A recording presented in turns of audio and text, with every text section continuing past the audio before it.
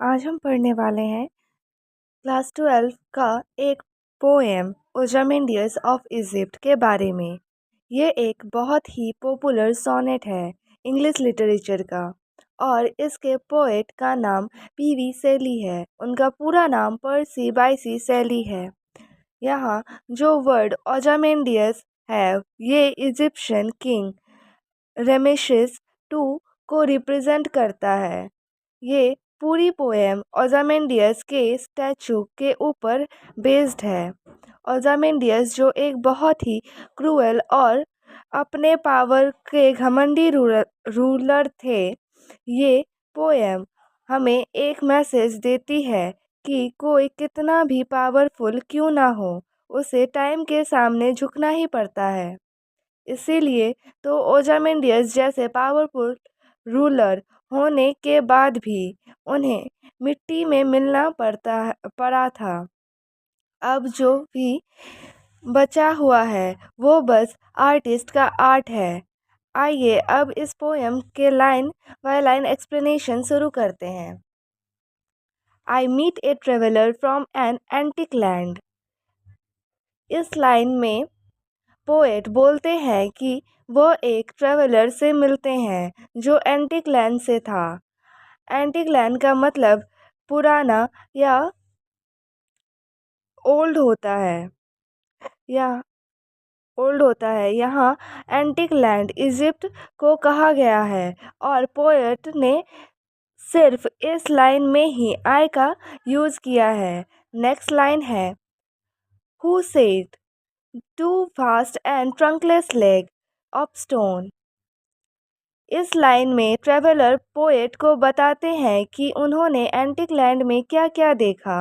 वो बताते हैं कि two fast and trunkless leg of stone यानी कि दो बड़े बड़े पत्थर की टांगे, और ट्रंकलेस का मतलब होता है जिसकी अपर बॉडी ना हो।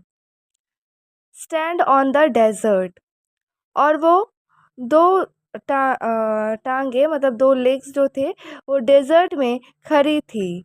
नेक्स्ट लाइन है near than near them on the sand half sunk a shattered visage line. उस दो लेग्स के पास उसके शरीर के दूसरे हिस्से भी गिरे हुए थे। उसका टूटा फेस आधा सैंड में आधा ऊपर बाहर निकला हुआ था। संक का मतलब होता है the descent below the surface of something. The descent below the surface of something. Shattered का मतलब होता है ब्रोकन इनटू पीसेस। पीसेस का मतलब होता है फेस। आइए अब नेक्स्ट लाइन पढ़ते हैं। Whose frown and wrinkled lips and snare of cold command। गुस्से का और एरोगेंस का क्लियर एक्सप्रेशन उसके चेहरे पर दिख रहा होता है, इस लाइन में बताया गया है। स्नेर का मतलब होता है facial expression of angry and displeasure. Cold का मतलब होता है without feeling for others. Command का मतलब होता है कंट्रोल और डोमिनेशन। तो उस स्टैचू को देखकर ये समझ आ सकता है कि वो कितना एरोगेंस और क्रूएल होगा। वो चाहते थे कि उसकी बात सभी माने और उससे कोई क्वेश्चन ना करे। अब नेक्स्ट लाइन है tell that its sculptor well those passion read. इस लाइन में ये बताया जा रहा है कि वो जो मूर्तिकार है वो किंग को बहुत अच्छे से जानता है, क्योंकि उसने इतने अच्छे से उनके बिहेवियर को स्टैचू में बहुत अच्छे से दिखाया गया है। अब नेक्स्ट लाइन है which yet survive stamped on this lifeless thing. इस लाइन में पोएट समझाना चाहते हैं कि उस कल्चर का या आर्टिस्ट का जो आर्ट है जिसने किंग के एक्सप्रेशन को दिखाया है, उस लाइफलेस पत्थर की मूर्ति पर वो आज भी सरवाइव कर रही है। पर ओजामेंडियस का राज्य था ओजामेंडियस का जो राज्य था या उसकी जो पावर थी वो नहीं टिक पाई। अब नेक्स्ट लाइन है, the hand that mocked them and the heart that feed।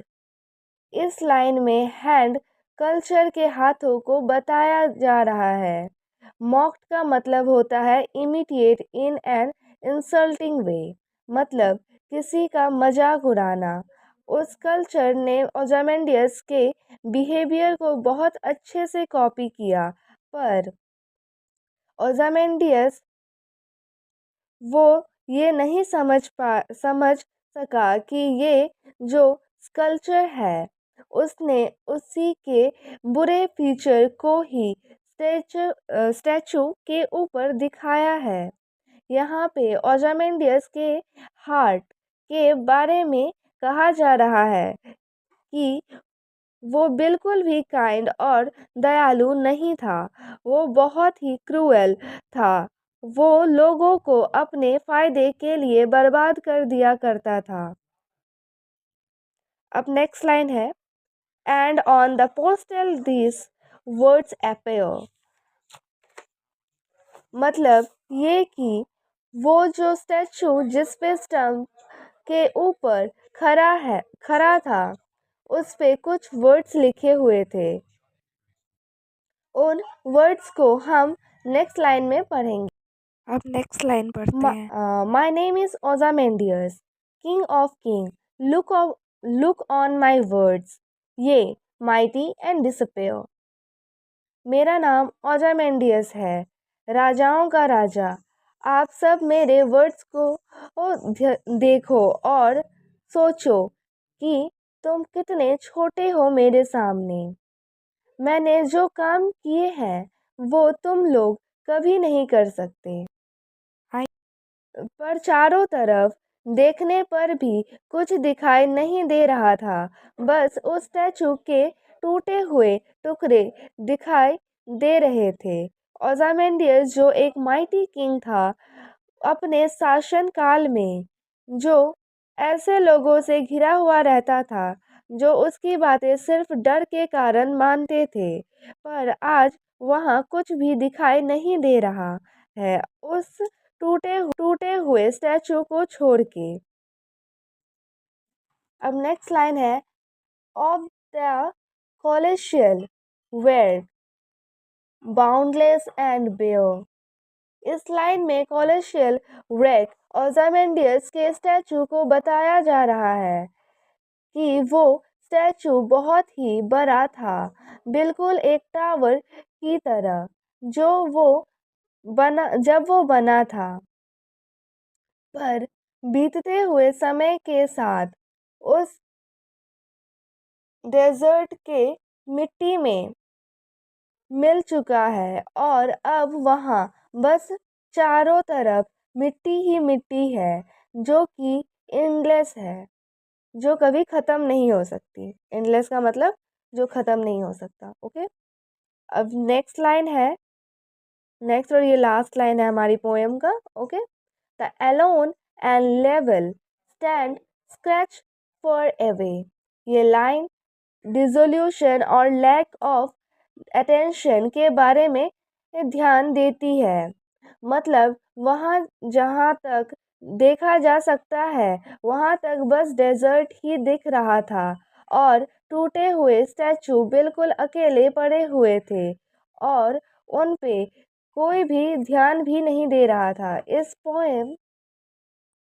इस पोएम से हमें ये समझ आता है कि पावर और माइटी नहीं टिकते और वो धीरे धीरे डिसअपेयर हो ही जाते हैं। इसी तरीके से हमारी ये पोएम ख़त्म होती है। अगर आप लोग को पसंद आया हो तो प्लीज़ मेरे चैनल को सब्सक्राइब करें, लाइक करें और शेयर करें। Thank you.